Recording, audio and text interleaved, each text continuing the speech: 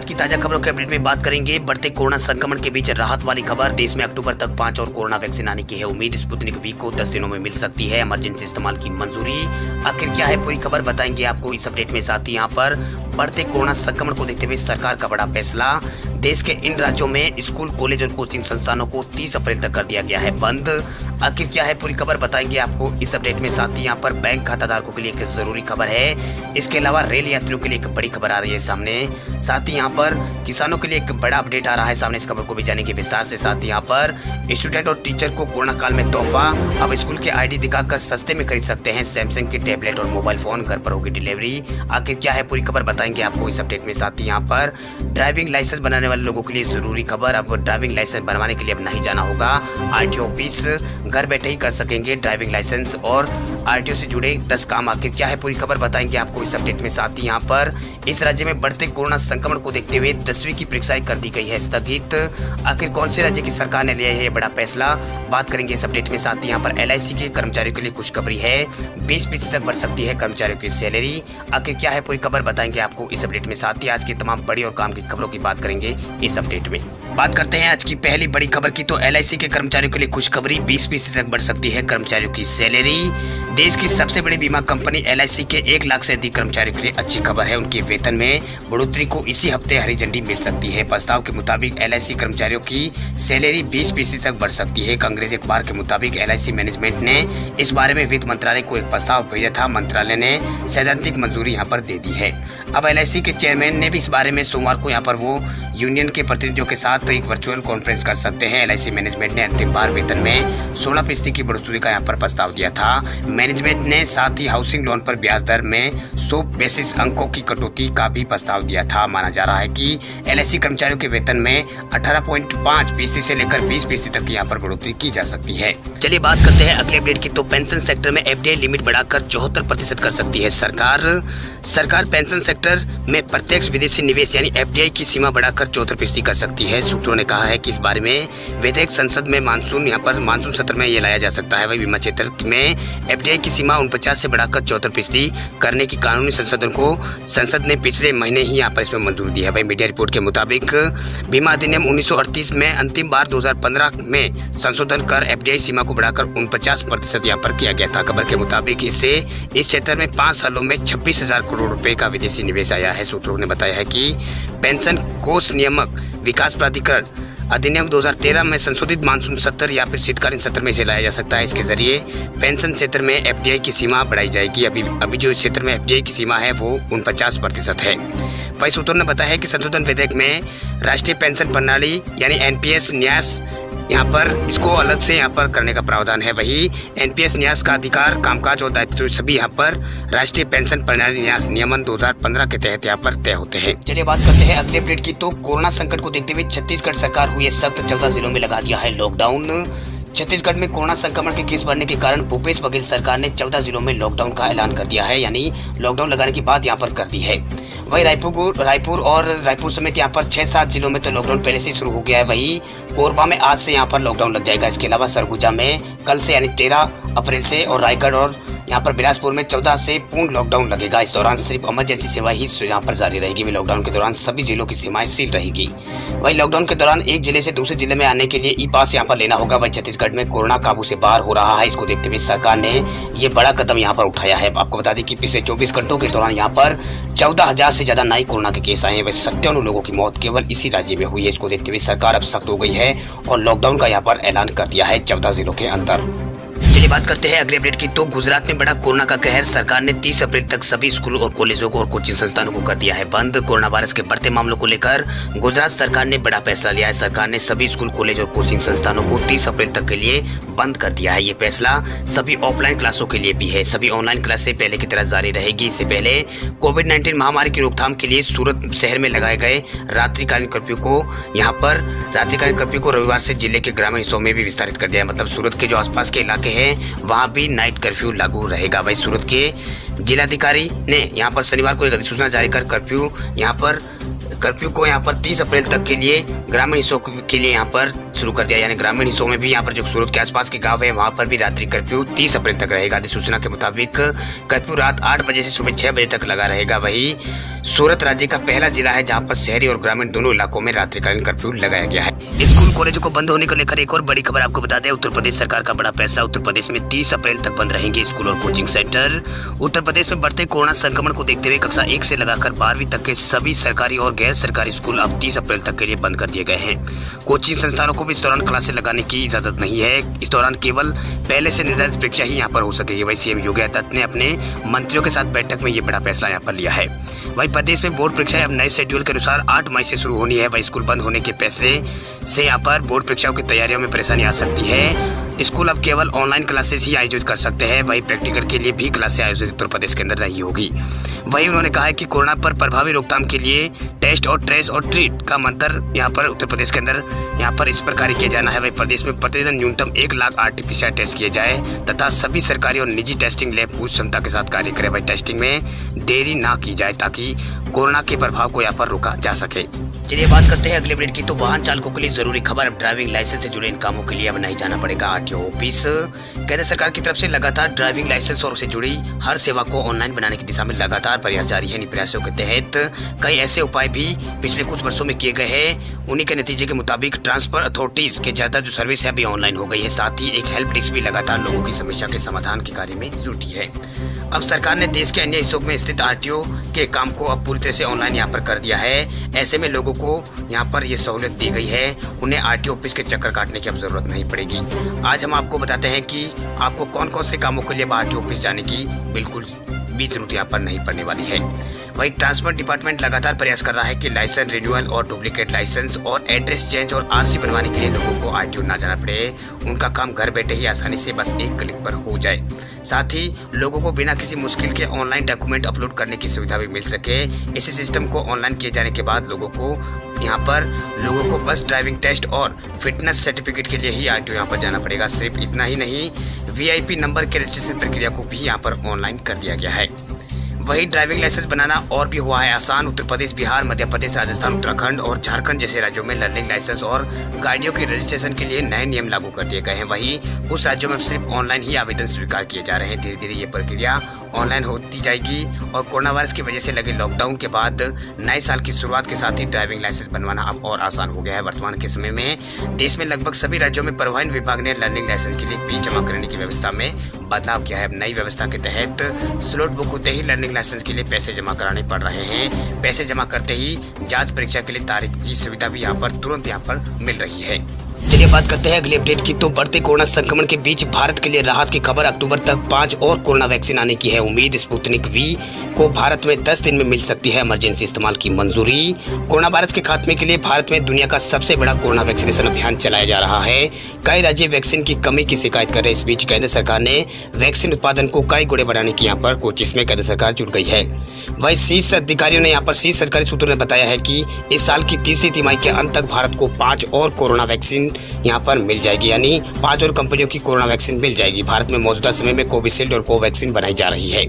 वही सूत्रों के अनुसार भारत में इस समय कोरोना की 2 वैक्सीन बनाई जा रही है और हम तीसरी तिमाही तक 5 और वैक्सीन भारत में आने की उम्मीद कर सकते हैं। इसमें स्पुतनिक V वैक्सीन और जॉनसन एंड जॉनसन वैक्सीन और नोवावैक्स वैक्सीन और जाइडस कैडिला वैक्सीन और भारत बायोटेक की इंट्रानेशनल वैक्सीन शामिल है। भारत सरकार की इन वैक्सीन के इमरजेंसी इस्तेमाल की मंजूरी देने के लिए सुरक्षा और प्रभाविता प्राथमिकता इसकी चिंता है। चलिए बात करते हैं अगली बड़ी खबर की। तो बिहार जाने वाले रेल यात्रियों के लिए खुशखबरी, इन ट्रेनों में मिलेगा कंफर्म टिकट।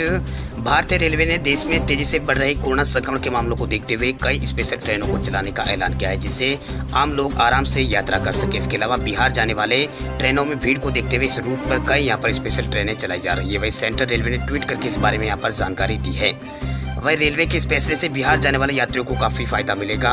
उनको आसानी से टिकट मिल जाएगा। इसके अलावा भीड़ भाड़ से परेशान भी नहीं होना पड़ेगा। वही रेलवे ने यहाँ पर ट्वीट में लिखा है कि पुणे से बिहार के भागलपुर और दानापुर के लिए यहाँ पर ट्रेनों का संचालन किया जा रहा है। आपको बता दें कि ये ट्रेनें आज से चलाई जाएगी। फिलहाल इसका जो बुकिंग है वो कल से शुरू हो गई थी।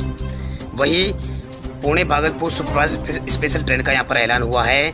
ये ट्रेन यहाँ पर इस ट्रेन का संचालन यहाँ पर 12 अप्रैल यानी आज से किया जाएगा। ये ट्रेन पुणे से सुबह 6:10 पर ये रवाना होगी। अगले दिन शाम ये यहाँ पर 17:30 पर ये भागलपुर पहुँच जाएगी। ये ट्रेन 12 अप्रैल से 16 अप्रैल और 20 अप्रैल से पुणे से यहाँ पर ये ट्रेन चलेगी। इसके यहाँ पर उलट ट्रेन नंबर यहाँ पर 1428 भागलपुर से रात में 22 बजे ये रवाना होगी। इस ट्रेन का संचालन 13 अप्रैल से और 17 अप्रैल और 21 अप्रैल को किया जाएगा। ये ट्रेन 11:35 पर पुणे यहाँ पर पहुंचेगी। इसके अलावा यहाँ पर इन ट्रेनों के यहाँ पर रूट की बात करें तो अहमदनगर और खंडवा, इटारसी, जबलपुर, कटनी और प्रयागराज और दीनदयाल उपाध्याय जंक्शन और पटना, बाढ़ और यहाँ पर इन स्टेशनों पर ये ट्रेन रुकेगी। इन ट्रेनों में यहाँ पर 7 स्लीपर और 7 स्लीपर और 11 सेकंड कोच यहाँ पर होंगे। चलिए बात करते हैं अगले अपडेट की। तो कोरोना काल में परीक्षाओं को लेकर एक बड़ा अपडेट है। कोरोना की वजह से छत्तीसगढ़ में 10वीं की परीक्षाएं की गई है स्थगित। कोरोना के बढ़ते संक्रमण की वजह से छत्तीसगढ़ बोर्ड की 10वीं की परीक्षा स्थगित कर दी गई है। छत्तीसगढ़ माध्यमिक शिक्षा मंडल ने राज्य में कोरोना के बढ़ते मामलों को देखते हुए ये फैसला दिया है। छत्तीसगढ़ में 10वीं की परीक्षाएं 15 अप्रैल से शुरू होने वाली थी, लेकिन अब बोर्ड ने इस परीक्षा को स्थगित कर दिया है। हालांकि अभी 12वीं की परीक्षाओं के बारे में कोई यहाँ पर निर्णय नहीं लिया गया है। बोर्ड ने अभी 10वीं की परीक्षा को स्थगित यहाँ पर किया है। वही संशोधित टाइम टेबल फिलहाल जारी नहीं किया है। ये एग्जाम 15 तारीख से लगाकर 1 मई के बीच यहाँ पर होने वाला था। यानी 15 अप्रैल से 1 मई के बीच ये 10वीं के एग्जाम यहाँ पर होने वाले थे। वही परीक्षा को कोरोना के बढ़ते मामलों और कई जगहों पर लगाए गए लॉकडाउन के मद्देनजर स्थगित किए जाने को लेकर मुख्यमंत्री कार्यालय ने ये जानकारी यहाँ पर दी है। वहीं सीएमओ के मुताबिक छत्तीसगढ़ माध्यमिक शिक्षा मंडल रायपुर द्वारा राज्य में कोरोना के बढ़ते संक्रमण तथा कई जिलों में लॉकडाउन की स्थिति को ध्यान में रखते हुए कक्षा 10वीं की परीक्षा जो दिनांक 15 अप्रैल 2021 से प्रारंभ होने वाली थी, इसे फिलहाल यहाँ पर स्थगित कर दिया गया है। चलिए बात करते हैं अगले अपडेट की। तो यूपी के किसानों के लिए जरूरी खबर। यूपी के किसानों के लिए किसान क्रेडिट कार्ड बनवाने का है आखिरी मौका। यूपी के किसानों के लिए आखिरी मौका किसान क्रेडिट कार्ड बनाने का है। अब कुछ ही दिनों का यहाँ पर समय इसके लिए बचा है। वही उत्तर प्रदेश की योगी सरकार ने ऐलान किया है कि सूबे के अंदर वे किसान जिनके पास किसान क्रेडिट कार्ड नहीं है वे 15 अप्रैल तक अपना किसान क्रेडिट कार्ड बनवा सकते हैं।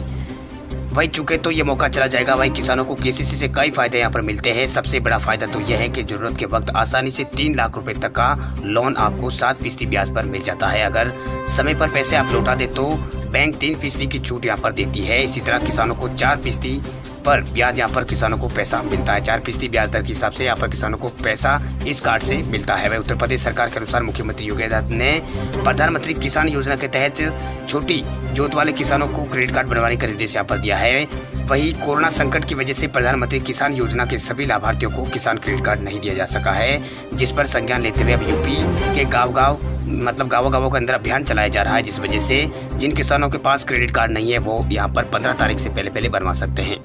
चलिए बात करते हैं अगले अपडेट की। तो भारत में बेकाबू हुआ है कोरोना। 24 घंटों के दौरान आए हैं 1.5 लाख से ज्यादा नए केस। 839 लोगों की पिछले 24 घंटों में हुई है मौत। भारत में दिनों दिन कोरोना वायरस संक्रमण की स्थिति भयावह रूप लेती जा रही है। रोजाना बड़ी संख्या में कोरोना संक्रमण के नए मामले सामने आ रहे हैं। इस दौरान मौतों का आंकड़ा भी भारत में लगातार बढ़ रहा है।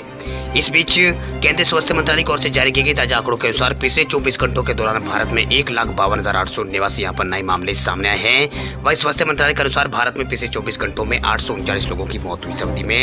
इस अवधि के दौरान यहाँ पर 90,000 से लोग पिछले 24 घंटों में ठीक भी हुए हैं। इसके साथ ही कल यहाँ पर कोरोना की जो टोटल संख्या थी वो भारत में जो टोटल मामलों की संख्या यहाँ पर 1,33,58,000 पार हो गई है। वही मौतों का आंकड़ा भारत में 1,69,000 पार हो गया है। देश में कोरोना के सक्रिय मामलों की संख्या 11,08,000 पार हो गई है। वही अस्पताल से डिस्चार्ज हुए मामलों की संख्या 1,20,00,000 हो गई है।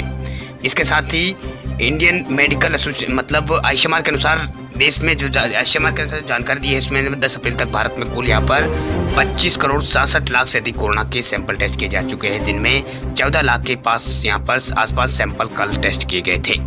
वही देश में टीकाकरण अभियान की गति देने के मकसद से प्रधानमंत्री मोदी के द्वारा यहाँ पर कल से जो यहाँ पर टीकाकरण का उत्सव मनाने का प्रोग्राम शुरू हुआ है वो 14 तारीख तक जारी रहेगा। वही उत्तर प्रदेश में सबसे ज्यादा कोरोना के मामले अब यहाँ पर आने लगे हैं। उत्तर प्रदेश में महाराष्ट्र के बाद उत्तर प्रदेश में कोरोना के मामलों में लगातार बढ़ोतरी देखी जा रही है। इसके अलावा राजस्थान और बिहार राज्यों में भी कोरोना के नए मामलों में जबरदस्त बढ़ोतरी देखने को मिल रही है। इसके अलावा यहाँ पर दिल्ली में कोरोना के मामलों में लगातार बढ़ोतरी देखी जा रही है। छत्तीसगढ़ में भी कोरोना के मामलों में जबरदस्त यहाँ पर बढ़ोतरी देखी जा रही है। वही नए मामलों में पंजाब में भी यहाँ पर केस लगातार ज्यादा बढ़ रहे हैं। पंजाब की स्थिति भी लगातार यहाँ पर तेज होती जा रही है, खराब होती जा रही है। इसको देखते हुए सरकार ने यहाँ पर कई तरह के उपाय यहाँ पर किए हैं। वही बात करें महाराष्ट्र की, तो महाराष्ट्र में लॉकडाउन की आहट है। महाराष्ट्र में लगातार कोरोना के संक्रमण को देखते हुए सरकार लॉकडाउन लगाने का यहाँ पर फैसला ले सकती है, क्योंकि महाराष्ट्र में जो कोरोना के मामले हैं वो लगातार बढ़ रहे हैं। महाराष्ट्र में पिछले 24 घंटों के दौरान कोरोना के 55,000 से ज्यादा नए मामले सामने आए। इसके साथ यहाँ पर टोटल मामलों की संख्या 33 लाख पार हो गई है। वही देश में 16 जनवरी से कोरोना वैक्सीनेशन का जो कार्यक्रम है उसकी शुरुआत हुई थी। वही देश भर में कल तक यहाँ पर 10 करोड़ 15 लाख लोगों को यहाँ पर कोरोना का टीका लगाया जा चुका है। वही बीते दिन 35 लाख से अधिक लोगों को कोरोना के टीके भारत में लगे हैं। वही वैक्सीन की दूसरी खुराक देने का अभियान 13 अप्रैल से शुरू हो चुका है। 1 अप्रैल से भारत में 45 साल से ऊपर के लोगों को टीका लगाया जा रहा है। देश में मृत्यु दर 1.27% है, जबकि रिकवरी रेट भारत में 91% है। वही एक्टिव केस बढ़कर भारत में करीब 8% हो गए हैं। कोरोना एक्टिव केसों के मामले में अब भारत चौथे स्थान पर पहुंच गया है। आपको बता दें कि आज से 15 दिन पहले भारत 17वें-18वें स्थान पर था, लेकिन पिछले 10-12 दिनों से जो कोरोना के मामले लगातार सामने आए, उसके बाद भारत में लगातार जो कोरोना की संख्या है, कोरोना मरीजों की संख्या है, लगातार यहाँ पर बढ़ रही है, जिसके कारण भारत में जो रिकवरी रेट है वो यहाँ पर अब गिर गया है। चलिए बात करते हैं स्कूल कॉलेज बंद होने के बाद में छात्रों और टीचरों के लिए अच्छी खबर। अब स्कूल की आईडी दिखाकर सस्ते दाम पर खरीद सकते हैं सैमसंग का टैब और मोबाइल। घर पर होगी डिलीवरी, 10% तक मिल सकता है आपको डिस्काउंट। तेजी से फैलते कोरोना वायरस संक्रमण को काबू करने के लिए एक बार फिर देश में स्कूल कॉलेजों को बंद कर दिया गया है। ऐसे में सभी स्टूडेंट घर पर रहकर ऑनलाइन क्लास के माध्यम से पढ़ाई कर रहे हैं। इस बीच सैमसंग कंपनी ने बैक टू स्कूल कैंपेन का यहाँ पर ऐलान कर दिया है। इसके तहत स्टूडेंट और टीचर्स को अपनी स्कूल की आईडी दिखाकर सस्ते दाम पर सैमसंग स्मार्टफोन और टैबलेट यहाँ पर दे रहा है, यानी आप सैमसंग का यहाँ पर स्मार्टफोन और टैबलेट खरीद सकेंगे। वही कंपनी ने कहा है कि उनकी तरफ से ये ऑफर गैलेक्सी टैब S और गैलेक्सी टैब S7 और गैलेक्सी टैब S7 प्लस के लिए यहाँ पर यह ऑफर उपलब्ध है। वही सैमसंग इंडिया ने यहाँ पर टैबलेट्स बिजनेस के निर्देशक ने यहाँ पर कहा है कि बैक टू स्कूल कैंपेन के साथ हमारा मकसद किफायती ई लर्निंग टूल्स की चाह रखने वाले स्टूडेंट और टीचर्स के लिए शिक्षा में योगदान देने का है, ताकि वो स्मार्ट लर्निंग का फायदा उठा सके। इस ऑफर का लाभ लेने के लिए सबसे पहले आपको सैमसंग की वेबसाइट samsung.com पर जाना होगा। वहां जाकर आपको सैमसंग स्टूडेंट एडवांटेज पर क्लिक करना होगा। उसके बाद आप अपनी डिटेल भरेंगे। डिटेल भरने के बाद में आपको जो भी आप प्रोडक्ट खरीद रहे हैं उसके ऊपर आपको 10% का डिस्काउंट दिया जाएगा।